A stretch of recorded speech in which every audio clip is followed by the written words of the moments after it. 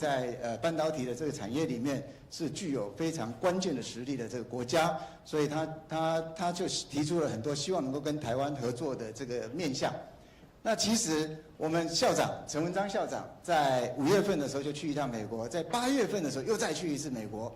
那其实8月份去的时候，我们跟那个 University of Illinois System 签订一个 MOU， 希望能够合作的面向包含半导体，包含quantum technology， 包含其他的生医方面的研究。那所以其实有很多人才培育也好，或者是学术的交流也好，那甚至这个研究的合作也好，都放在 MOU 里面。那上礼拜我们的代表团代表台湾12所顶尖大学的代表团又到 Texas 去。这一次我们跟 Texas A&M 签立 MOU， 跟 University of Texas 也签立 MOU， 希望能够就不管是半导体的研究啦、人才的培育啦，或是针对这个华语文啊，或是针对生医啊，甚至 Texas A&M 的 University President 要求我们要跟我们的农业科技来做合作，所以也签订了这样的 MOU。所以其实两国的这部分的这个合作其实非常之多。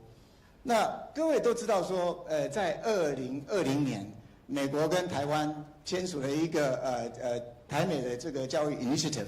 那个 initiative 是说，在全世界我们看起来，那台湾的中文教育是最优的地方。所以我们台湾的这个教育部跟这个美国讨论的结果，就我们开始成立所谓的优华语的计划，就是华语 best 啊。那在这个计划底下，其实台大也做了不少事。台大在跟美国的6个大学合作，建立了这个华语文的，包含说我们把师资introduce 到他们那边去，那也把他们的学生请到台湾来学习这个华语文。然后呢，我们甚至呢在 University of Indiana 设立一个中心，就是希望能够介绍更多的老师到美国大学去，帮忙做华语文的这个教育。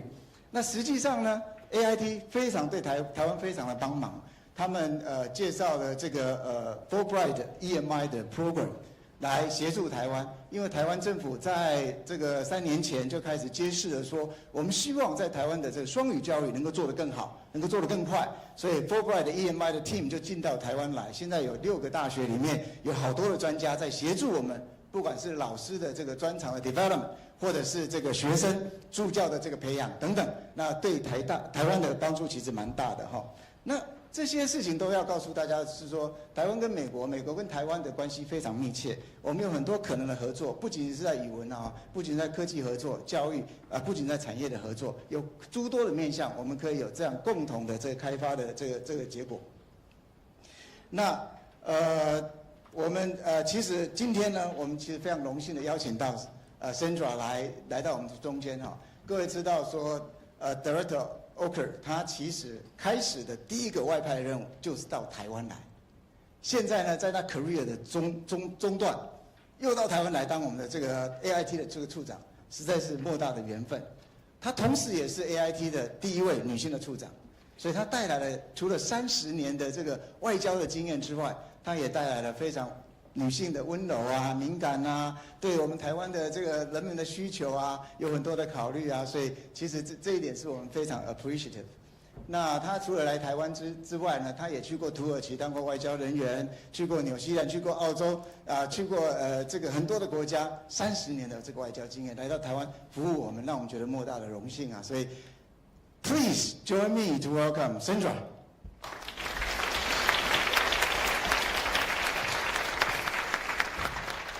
Thanks for Vice President's opening remarks. Now, please join me in welcoming Director Sandra Oker, who will be delivering a captivating lecture.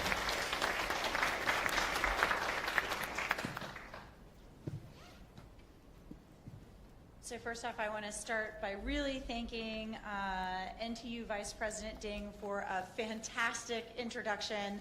And really to thank NTU for letting me be here today to make this speech. I really appreciate it. As Vice President Ding mentioned, there are a lot of dignitaries in the room. I do want to really thank Minister Audrey Tong and AmCham Chairman Vincent Scher for being here today. A lot of what I am going to talk about includes things that I've learned from both of you And so I'm a little bit embarrassed. I'm kind of quoting you and referring to you, so hopefully I won't get anything wrong. But to officially start, Vice President Ding, members of the faculty, students, good afternoon. Wuan, Daja Hao. It is a real honor to be here today, and I want to thank NTU for its long-standing partnership with AIT, which has helped to further the U.S.-Taiwan relationship through people-to-people educational and cultural exchange. I've made several visits to NTU since beginning my tenure as AIT director, and I have always been impressed by the hospitality of the community and the wonderful learning environment that you have built here. I first lived in Taiwan in the early 90s, just a few years after the end of martial law, and I am thoroughly impressed by Taiwan's democratic transition. It is clear there is a broad, nonpartisan commitment in Taiwan society that unites political parties, the private sector, civil society, and academia in defense of a free, open, and democratic society. Taiwan is indeed, as we so often say, a model of democracy.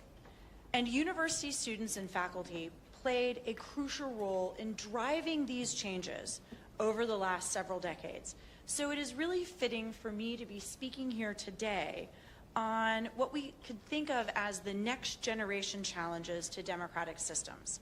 Today I want to focus my remarks on cyber attacks and online information manipulation, a shared set of challenges that the United States and Taiwan can address together.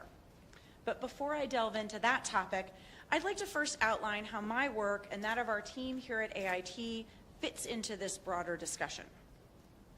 As you have all probably heard before, the United States enjoys a robust, unofficial relationship with Taiwan.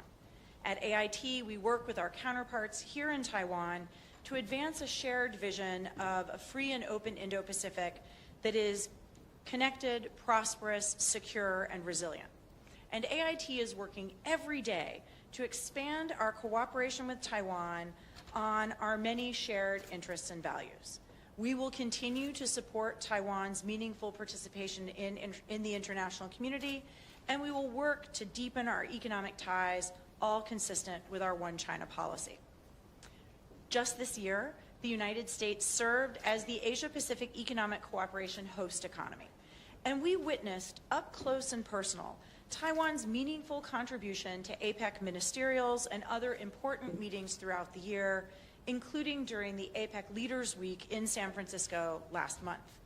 Taiwan played a truly significant role in a series of APEC events this year that were focused on digital innovation, technology, and entrepreneurship, and has worked closely with other APEC economies to help reduce the digital divide and encourage economic growth through digital transformation. We encourage Taiwan to continue to play this role in APEC and other fora. So since I first lived here in the 1990s, which I know was a long time ago for those of you who are not sitting in the front two rows, the U.S.-Taiwan partnership has steadily deepened. And at the same time, the United States and Taiwan face a regional and global landscape that is more challenging and more complex than ever before. As President Biden noted during his meeting with President Xi Jinping on the margins of the APEC summit in San Francisco, the United States and the PRC are engaged in intense competition. But the world expects the United States and China to manage this competition responsibly. The United States will always stand up for its interests, its values, and its allies and partners, including Taiwan. U.S. support for Taiwan remains rock solid, principled, and bipartisan, and that support is entirely consistent with our One China policy and long-standing commitments. We firmly believe that the U.S. commitment to Taiwan contributes to the maintenance of peace and stability across the Taiwan Strait and helps create a more stable and resilient region. A key focus that I have for AIT's cooperation with Taiwan is the urgent need for both of us to more effectively counter cybersecurity threats. Cybersecurity is among our top strategic goals at AIT because it lies at the nexus of national security and economic security. Cyber attacks worldwide are growing in both scale and sophistication as cyber criminals adapt their strategies and tactics to disrupt networks, steal intellectual property, and conduct cyber espionage. It is no secret that critical infrastructure and prominent companies in both the United States and Taiwan have been and continue to be the target of cyber hacks, data breaches, and ransomware attacks. Taiwan is both a key node in the global ICT supply chain and an important physical link in the network of undersea telecommunications cables spanning the globe, and has also become a test bed for cyber intrusions from hostile actors. As Taiwan Minister of Digital Affairs Audrey Tang has noted publicly many times, Taiwan is subject to significant counterattacks, including a campaign of highly coordinated, multifaceted attacks targeting Taiwan's civic infrastructure, amounting to a potent mix of cyber manipulation and interference. These malicious activities have the goal of not only disrupting day-to-day life, but also hollowing out democratic institutions and carry the threat of future escalation. Taiwan primarily faces cyber threats from one state actor, while the United States is subject to cyber threats from a variety of state, non-state, and criminal actors. The ransomware attack against Colonial Pipeline in 2021 resulted in a 6-day shutdown of the pipeline network that supplies more than half of all the liquid fuel used on the east coast of the United States. The SolarWinds hack in 2020, which was attributed to Russian-based hacker groups, impacted thousands of organizations globally, including many U.S. government entities, and triggered a large-scale supply chain disruption.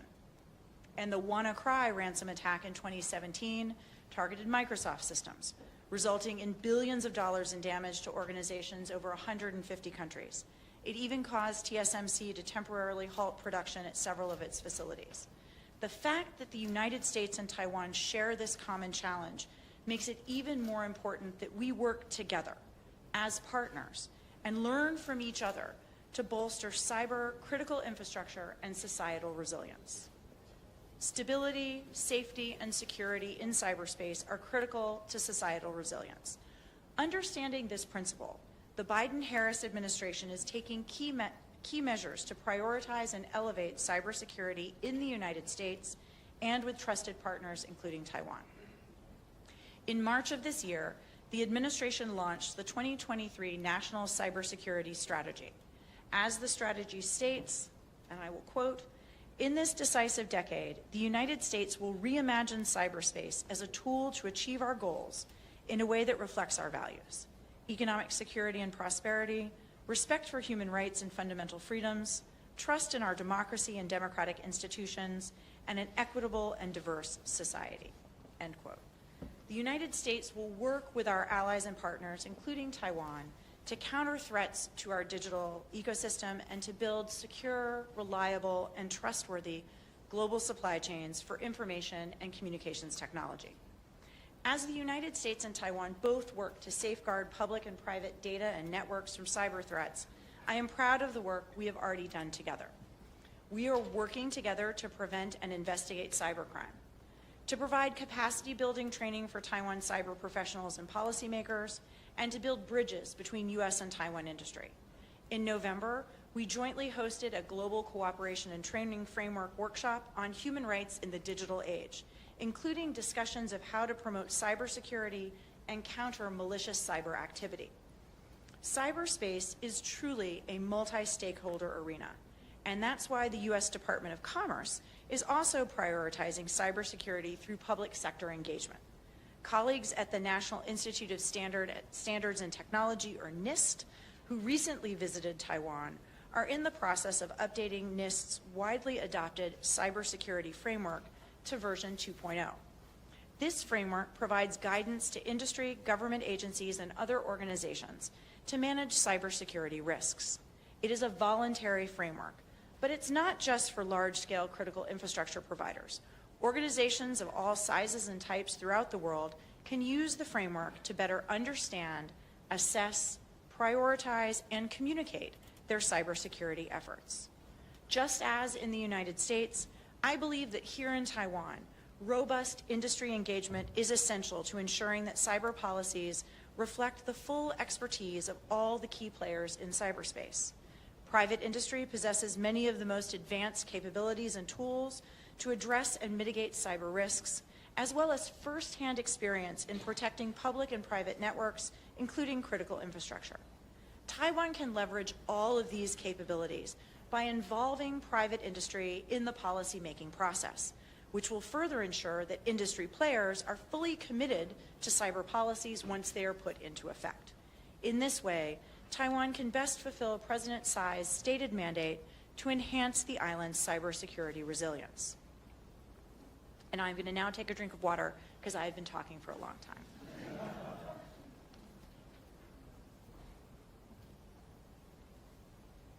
All right, so now I will change to the second topic, which is a related focus I have for AIT, and that is working with Taiwan counterparts to combat the influence of online information manipulation on our democracies.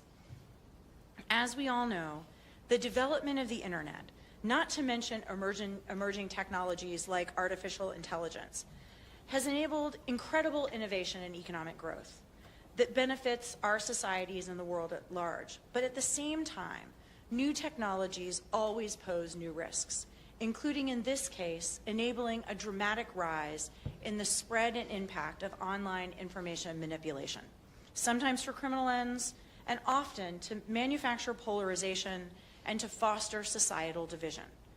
Even AIT itself has been targeted.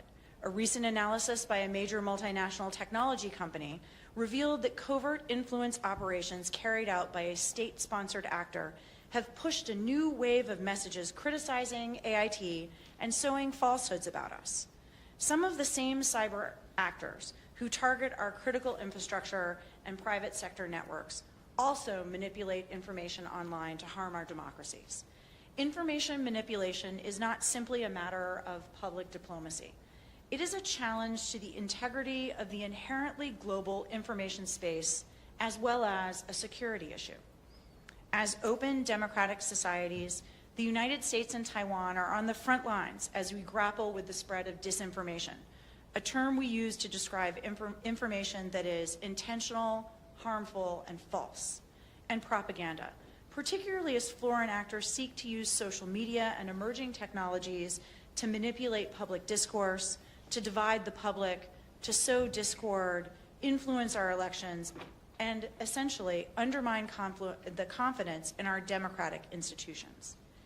This threat is particularly worrisome in the context of democratic elections, the treasured process by which free societies choose how and by whom they would like to be governed. The United States, Taiwan, and many others have witnessed how intentional manipulation of information can undermine people's faith in the democratic process and in democracy itself. Without public trust in free and fair elections, the ability of our democracies to thrive is at risk. And that is why the United States, along with Taiwan and many other partners around the world, participated in the Global Declaration on Information Integrity Online, which seeks to counter the erosion of accurate, trustworthy, and reliable information that people can access. Information manipulation contributes to the weakening of democratic engagement and hinders open public debate on important issues that affect all of us and that are crucial for democracies to thrive. Access to diverse and reliable sources of information, and ultimately a shared set of facts, is essential for a well-functioning society. This enables people to form opinions, hold their leaders accountable, and actively participate and feel ownership in the community and the world around them.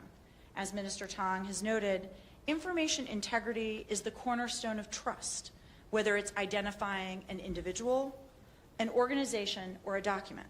And building this digital trust is an urgent task for leaders and policymakers. It's vital for the survival of the digital industry, a robust civil society community, and indeed the longevity of our democratic institutions. There is no better time to have this discussion and to have reliable information than during election season. As Taiwan gets closer to its elections, I want to emphasize that the United States has deep confidence in Taiwan's electoral processes and democratic system. We believe it is for the Taiwan voters to decide their next leader, free from outside interference. And as I have said many times before, the United States is not taking sides in Taiwan's election. We do not have a preferred candidate, and we know very well that we do not have a vote. U.S. policy on Taiwan will remain the same, regardless of which party is in power. We support Taiwan's vibrant democracy and look forward to working with whichever leaders Taiwan voters elect in 2024. I firmly believe that democracy is the form of government with the greatest capacity to safeguard human rights, fundamental freedoms, and the dignity of every person, as well as to advance peace, prosperity, and security globally. Democracies are best able to serve those functions when there is an environment of free and open exchange of information and ideas. Disinformation has the potential to drown out these vital discussions, misshape beliefs, and misform policy preferences.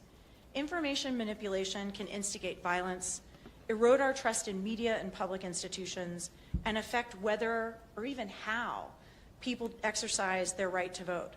And as a result, effectively ensuring information integrity is essential to protecting our democracy and upholding our national security.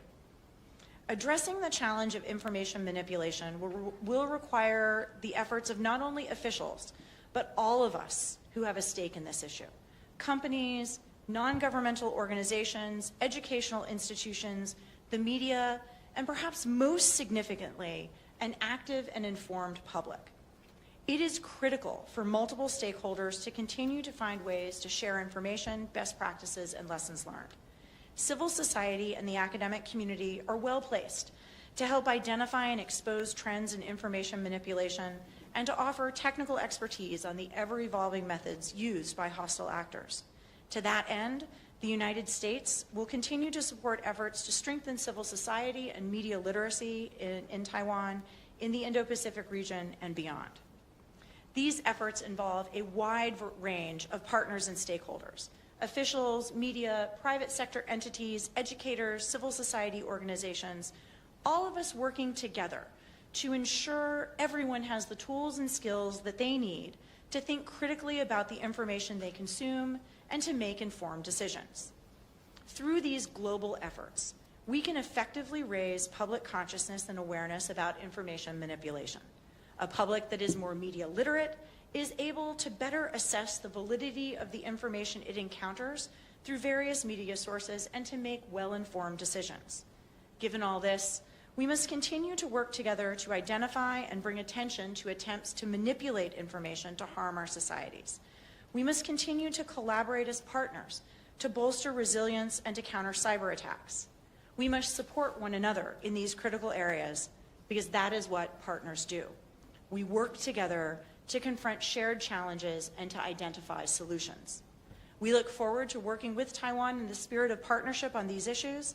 Thank you again for the opportunity to speak with you today. Thank you. 谢谢大家.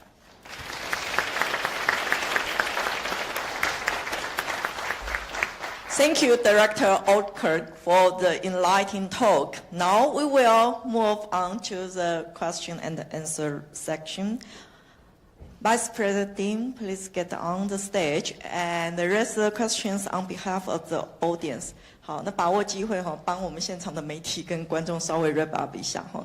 第一个非常感谢哈，我想Director Oldkirk 第一个哈，他提到哈这个美国跟台湾有非常坚实的，即使是 unofficial 的关系，好，肯定台湾的民主。第二个，好，那个 cyber resilience 好，这个是非常非常重要的议题，然后它需要多方合作。那第三个哈，就是怎么样合作对抗假讯息，好。那在这边，我想跟台湾的我们的书发部其实有非常好的，还有我们的民间的各个 stakeholder 有非常好的合作关系。第四个，针对选举，好，我想 Director 再次强调哈，美国不选边站，哈，支持台湾的民主体系，好，然后也深信台湾的哈，我们长期下来努力的民主的成果哈，将可以继续维持我们自由开放的环境。好，谢谢。Now let's move on to the Q&A section, please. Okay, before this speech, we actually collect questions from the audience who registered for this today's event. And we have collected several questions to ask Sandra. So I hope that you answer truthfully. Well, I have 2 waters here, so I should be ready to go. Okay, let's prepare the truth serum first. So the first question actually is from me. Personally, I just have one question, so anyway. So over the past 3 years of your term, the U.S. and Taiwan relations have remained quite strong and continue to grow. And in your view, what would be the key point that then we have so to kind of ensure this kind of relationship? So thank you very much for that question.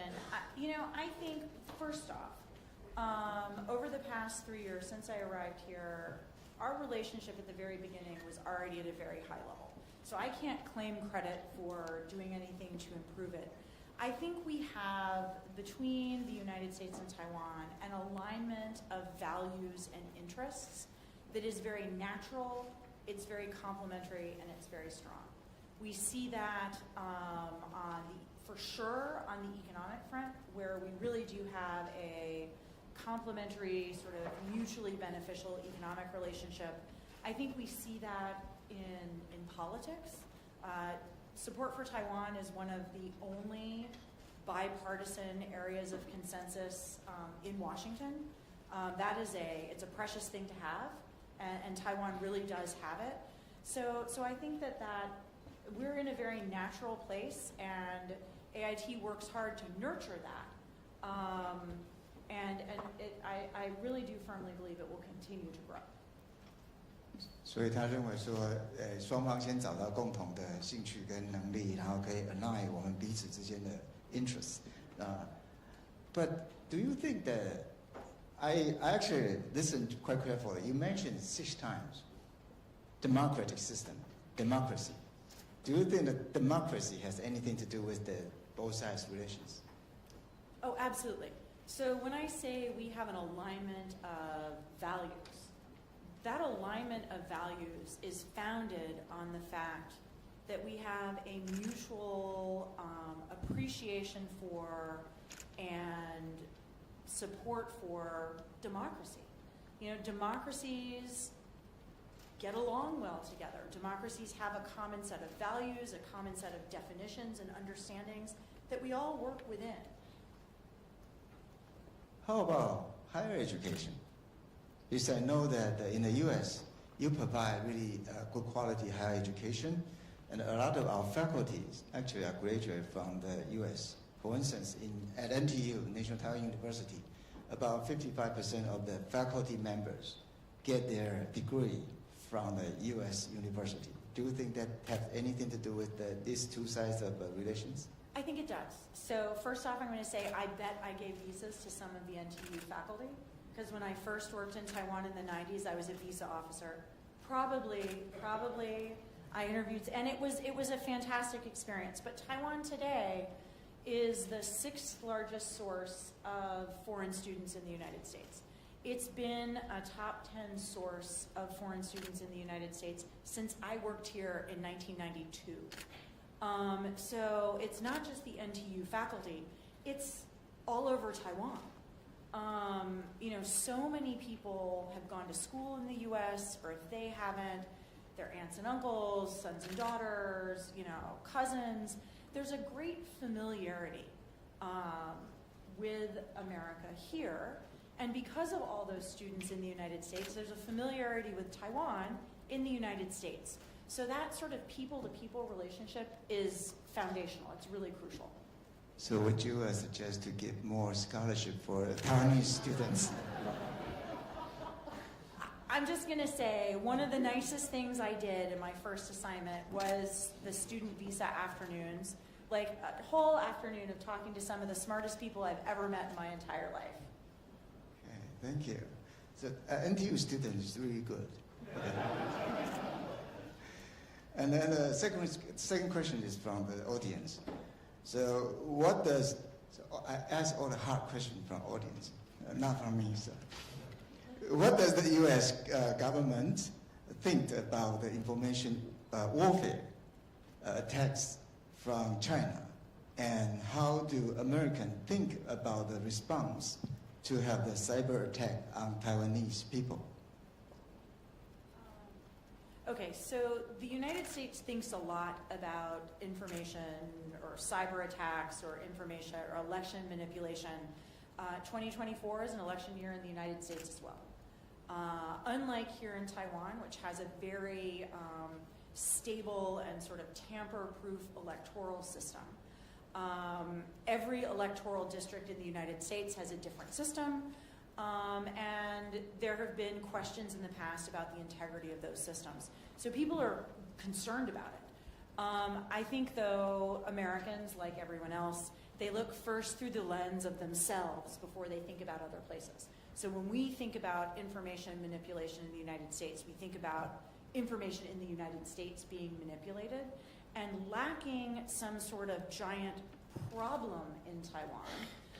Americans, unless they're deep, deep, deep into the cyber or kind of disinformation kind of field, probably aren't thinking much about Taiwan because Taiwan does such a good job.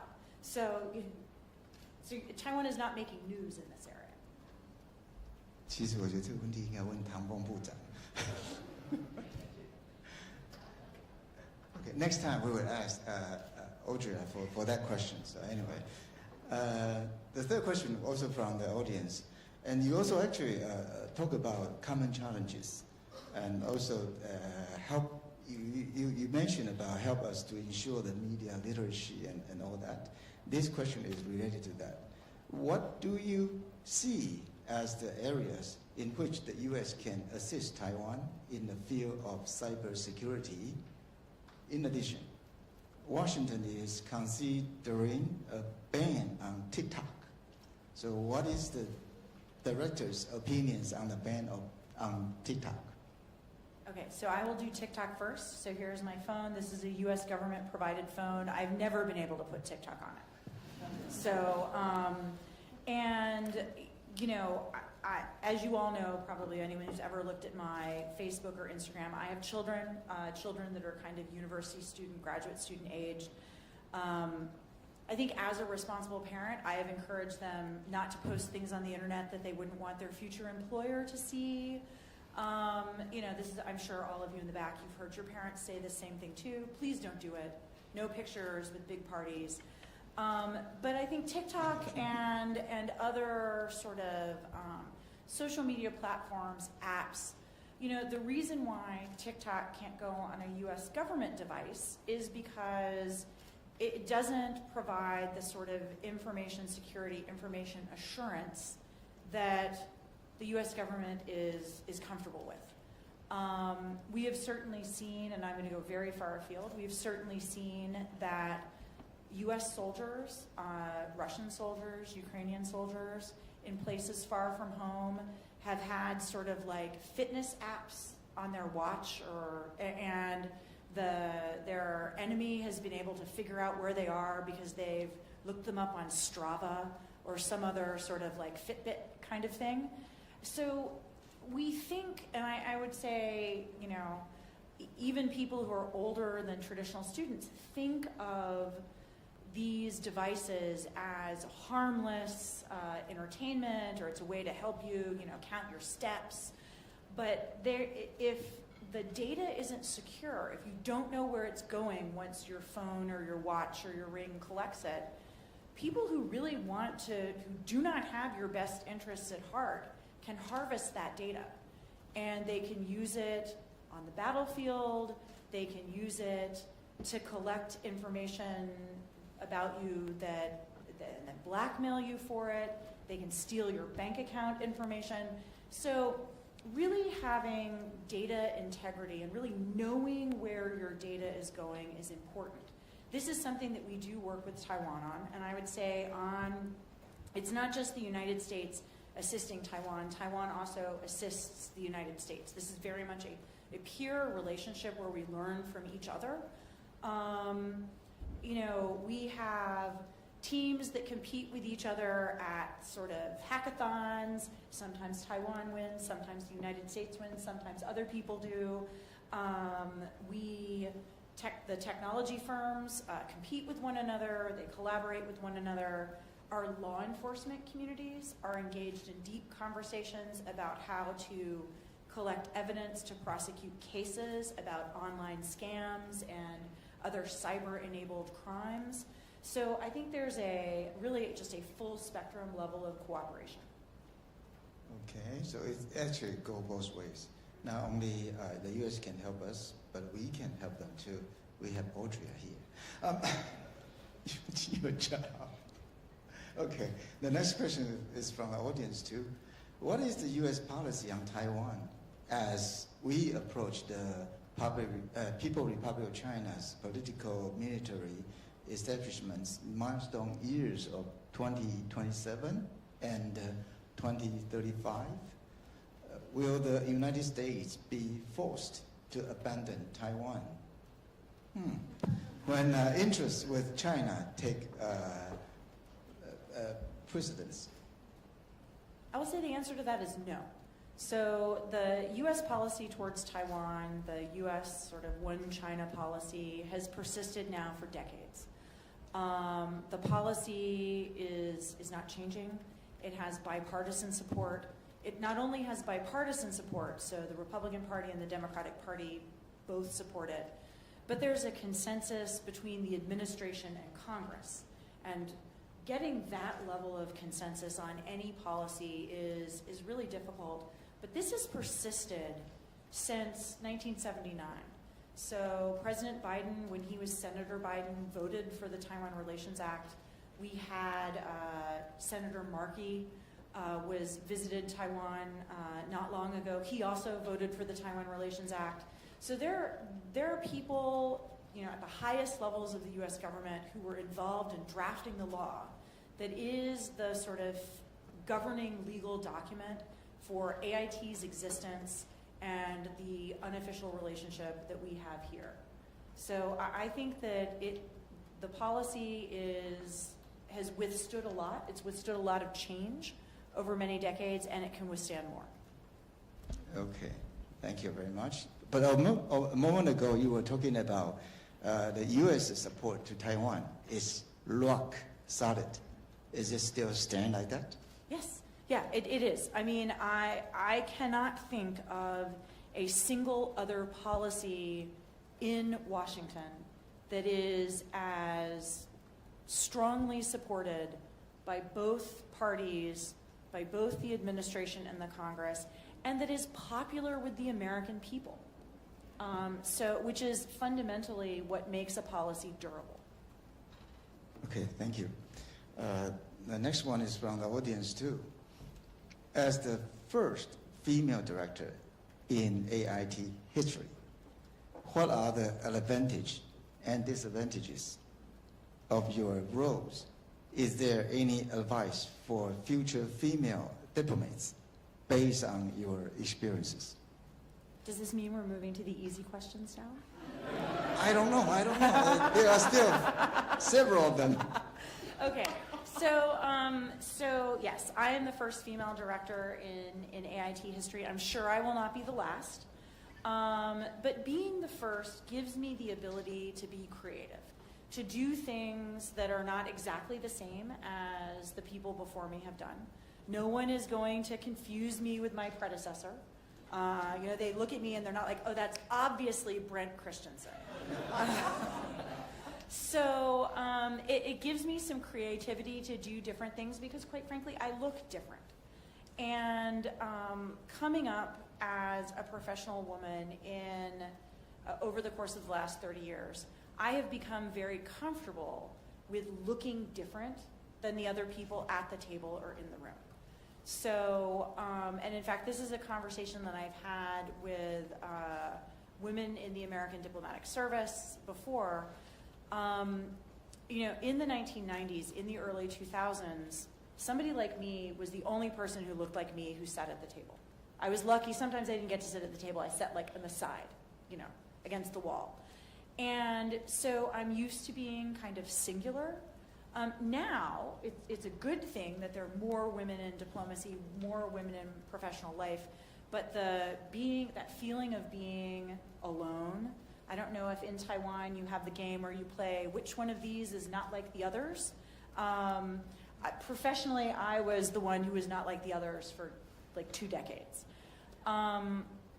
So I think that getting comfortable with being visible is something that's probably going to be weirdly harder for young professional women today than it was for people of my generation, because we had no choice. There was no group you could hide in. You were always, the woman. In fact, the first year that I worked at AIT's visa office, I was the only female visa officer. And I was the only female visa officer I think they'd had in a number of years. So when someone got refused, and they were asked, who refused you? They said, nigga nuda.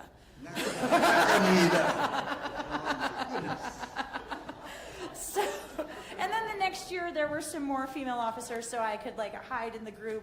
But yes, I'm very used to that. And I think, it's not necessarily bad, because at the beginning of your career, it makes you feel very awkward to be singled out.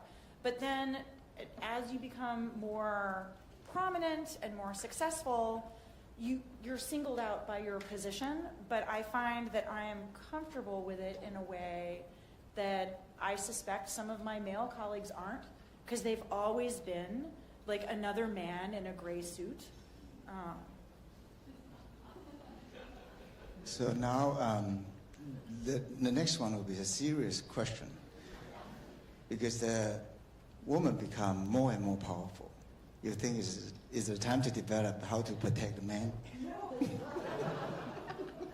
No, no. I think, though, I really hope that we get to a point where we are choosing the right person for a job, and we are not worrying about the person's gender or last name or what their mother tongue is at home.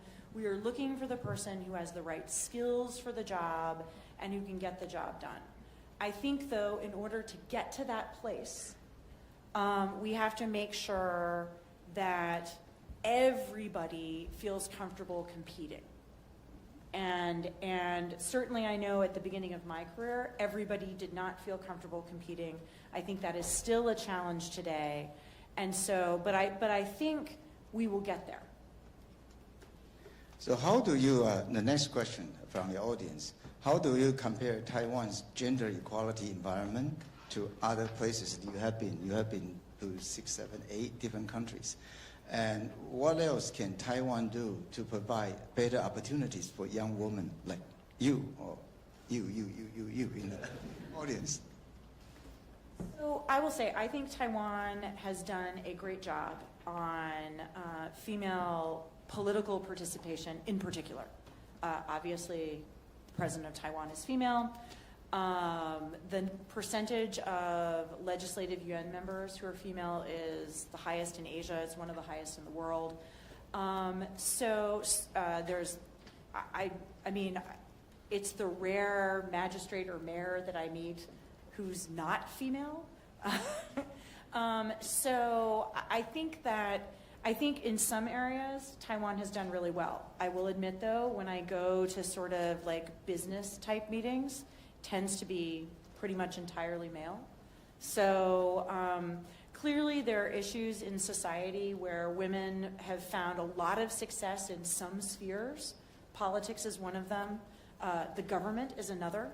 The civil service appears to be very friendly to women, judging by the number of successful women in the civil service. Universities as well, lots of women. So I think that, Taiwan is an example for the societies around it. In many ways, an example for the United States. Many of those ratio numbers are better here than they are at home in America. At NTU, there are 2 female executive vice presidents, only 1 male executive vice president. And while they are having fun out there, they asked me to host this talk. So we need to be protected too. I wouldn't go quite that far. I will say though, so at the beginning of my career, like I said earlier, I was frequently the only woman in the room, or then the only woman who was sitting at the table, not against the wall. And I have been to a couple of meetings here where the entire AIT side coincidentally was female, and the entire, so Taiwan side was also female except for like one guy. And you could see he was looking a little uncomfortable, and I remember just thinking, welcome to my world. Because like I said earlier, I think it is important that everyone be able to stand on their own 2 feet.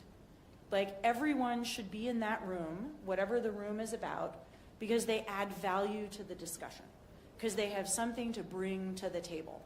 And, I think there is some discomfort in being the one who doesn't look like everybody else. But it also, in many ways, makes you stronger and more confident because you're there for a reason.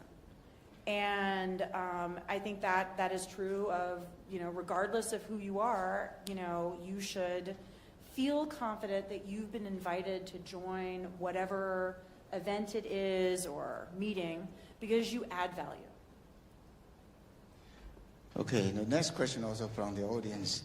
You seem to have effortlessly adapted to Taiwanese cultural practice and took part in the folk rituals like the Ghost Festival, 中元节. Are there any other local folk ritual that you have participated in during your tenure here? So during my tenure here, I have visited a variety of temples. I will admit I am not always sure what's going on. But I try and firmly believe in being respectful. But one of the most interesting things I've done, you mentioned the Pudu ceremony that we had at AIT. One of the most interesting things that I've had the privilege of being able to participate in was actually Feng Nianjie in Hualien. So I went with John Dow, and at the invitation of the head of the Council for Indigenous Affairs, and it was amazing. I got to meet a lot of people.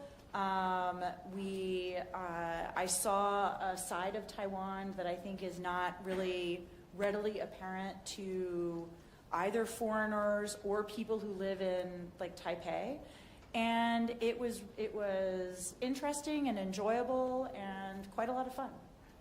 But I'm wondering, which kind of ghost do you pay your respect to? Is a Taiwanese ghost or American ghost during the Pudu? So, as the American representative, I feel a need to cover those expat ghosts. In the same subject, I also know that you have visited many different places in Taiwan. Anything besides the Feng Nianjie you are interested in and or you are impressed? Gosh, I think I have now visited, so I just finished, I have visited all of, I guess you would call them the major jurisdictions in Taiwan, the counties and cities. Oh, wow. That's like asking someone, which is your favorite child? That's like a trick question. I thought I was here having easy questions. No, I think, the thing that impresses me the most about Taiwan is that in a place that is geographically relatively small, you have culturally distinct practices, foods, languages that are rich and varied and that appear, at least to a foreigner, to be mutually respected by the people around them. So I said I went to Hualien for the Feng Nianjie with the Council of Indigenous Peoples lead. I was just in Miaoli with the head of the Hakka Council. And they have a really nice museum there that sort of talks about the protection of the Hakka language over time.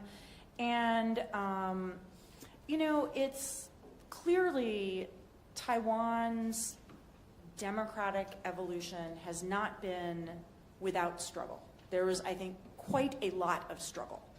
But the place that Taiwan is right now is a place that most of the world really would, if they knew more about it, would really envy. You have a diverse society that is friendly to one another, where people are interested in each other and not necessarily co-opting. I really think it's fantastic. I am continually impressed by it, and I feel like, and this is one of the problems with a democracy, everyone always thinks we could be better. We should do this better. You know, the message that I have, particularly to the students, because coming out of a couple of years of COVID, most of you have probably not left Taiwan recently. Boy, compared to the rest of the world, you live in a great place. You really do. That's actually a point I want to ask. I want to add. In Taiwan, I think Taiwanese people treat international foreigners much better than treating ourselves. I don't know why, but it's like a custom. We treat other people better. So foreigners in Taiwan is well treated. And second point that I want to add is, if you are living in any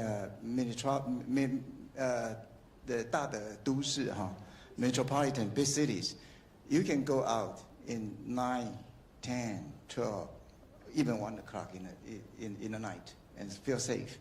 So Taipei or other cities in Taiwan is actually relatively much safer than any other international cities. So welcome American to come to Taiwan, okay?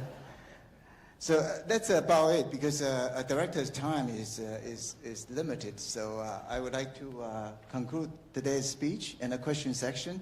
And if you like to answer more, you can stand outside too. So yeah. I thank you everybody to come to today's speech. And you want to add something? I wanted to say thank you. Thank you for everyone for coming, for being interested. So for those of you, so I'm going to say happy holidays, Merry Christmas, Happy New Year.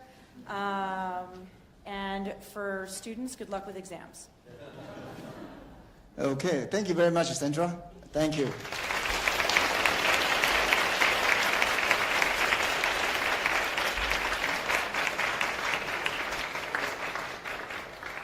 Thank you, Director Okirk, and thank you, our Executive Vice President Ding Shitong, for the entire talk and Q&A section. So time flies. Yeah, already.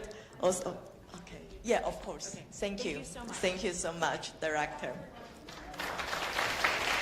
Well, it's time to draw event to a close. So on behalf of the organization team, I would like to express our sincere gratitude for your participation and enthusiasm. And 谢谢大家。然后当然我们今天有非常多的媒体朋友来，那当然希望我们这个今天的内容是让大家觉得有一些可以发挥的地方。然后当然再次感谢我们今天来的各位嘉宾跟我们的年轻的朋友，谢谢大家，欢迎大家以后我们会有我想包括台大的双语教育中心、台大新闻所我们都常常举办非常多国际性的活动，欢迎大家可以持续的关注跟参与，谢谢谢谢，祝大家平安。好，然后刚刚校长也讲了那个 Director 也讲，祝大家尤其是年轻人期末考顺利，谢谢。